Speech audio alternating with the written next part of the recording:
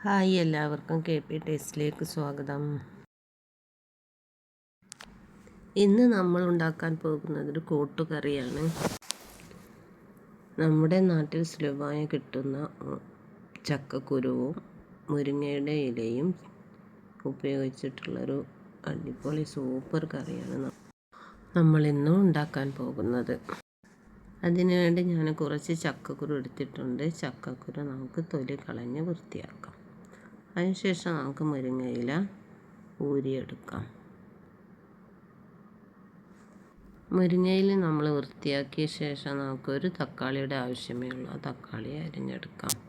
കുറച്ച് ഇഞ്ചിയും വെളുത്തുള്ളിയും പച്ചമുളകും ഇതിൻ്റെ കൂട്ടത്തിൽ നമുക്ക് അരിഞ്ഞെടുക്കാം.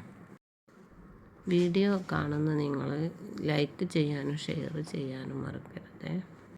നമുക്കിനി അരപ്പിന് വേണ്ട കുറച്ച് സാധനങ്ങൾ വറുത്തെടുക്കാം. അതിലേക്ക് ഞാൻ 1 സ്പൂൺ പച്ചരി, 5-6 ചുവന്നുള്ളി, ചെറിയ ഉള്ളി, 4-5 ചുവന്ന മുളക് എന്നിവ ആഡ് ചെയ്തുകൊണ്ട് നമുക്ക് അതൊന്ന് തീയിൽ വറുത്തെടുക്കാം. ഇത് ഏകദേശം വറവായിട്ടുണ്ട്. ഇനി നമുക്ക് ഇറക്കി വെക്കാം. പൊടിക്കാൻ നമുക്ക് മിക്സി ജാറിലേക്കിട്ട് പൊടിച്ചെടുക്കാം. ഇത് പൊടിച്ചെടുത്ത് കഴിഞ്ഞു. അടുത്തതായി നമുക്ക് ചട്ടി അടുപ്പത്ത് വെച്ച് കറി ഉണ്ടാക്കാൻ ആരംഭിക്കാം. തൊലി കളഞ്ഞ ചക്കക്കുരു, പച്ചമുളക്, തക്കാളി എന്നിവ ഇതിൽ ചേർത്തിട്ട് മഞ്ഞൾപ്പൊടിയും ചുവന്ന മുളകും ചേർത്ത് നമുക്കിതിൽ വെള്ളം ഒഴിച്ച് വേവിക്കാം. ഇതിലേക്ക് ഉപ്പും ജീരകവും നമ്മളിവിടെ ചേർത്തിട്ടുണ്ട്.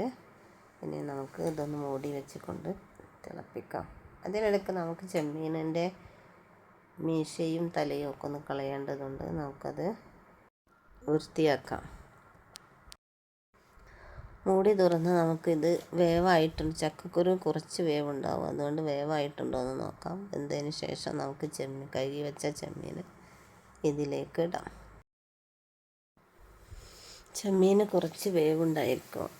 നമ്മൾ ഇതിലേക്ക് ആഡ് ചെയ്യേണ്ട മറ്റൊരു സാധനമുണ്ട്. പുളിവെള്ളം ഇതിലേക്ക് ചേർത്ത് കൊടുക്കാം.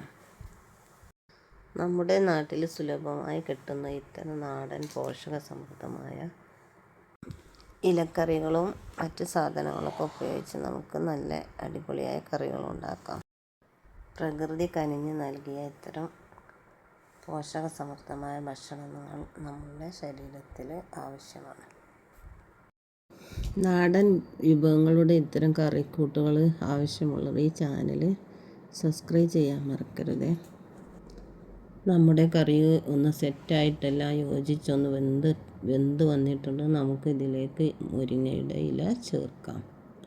ശേഷം നമ്മൾ അരച്ച് വെച്ച അരപ്പ് ഇതിലേക്ക് ചേർക്കാം. ഇപ്പോൾ കറി കാണാൻ തന്നെ നല്ലൊരു രസമുണ്ട്. നല്ല ടേസ്റ്റുള്ളൊരു കറിയാണിത്. ആരും ഉണ്ടാക്കാൻ മറക്കരുത്. നമ്മൾ അരച്ച് വെച്ച തേങ്ങ അരപ്പ് ഇതിലേക്ക് ചേർക്കേണ്ട സമയമായി. ലാസ്റ്റ് നമുക്ക് ഇതിലേക്ക് ഇത് ചേർക്കാം. എല്ലായിടത്തും ഒന്ന് ഇളക്കി യോജിപ്പിച്ച്, ഇനി അധികം തിളപ്പിക്കേണ്ടതില്ല. തേങ്ങ അരച്ചതിന് ശേഷം തിളപ്പിച്ച കറിയുടെ രസം പോകും. നമുക്കിതൊന്ന് വറവിട്ടെടുക്കേണ്ടതുണ്ട്. അതിലേക്ക് നമുക്ക് വെളിച്ചെണ്ണ ഒഴിച്ച് ചട്ടിയിലേക്ക് വെളിച്ചെണ്ണ ഒഴിച്ച് കടുക് കറിവേപ്പിലയിട്ട് ഇതിലേക്കൊന്ന് ചേർക്കാം. പോഷകസമൃദ്ധമായി ഈ നാടൻ കറി ഉണ്ടാക്കാൻ ആരും മറക്കരുത്. മറ്റൊരു വീഡിയോയുമായി വരാം ഇൻഷാ അല്ലാഹ്. Thank you for watching.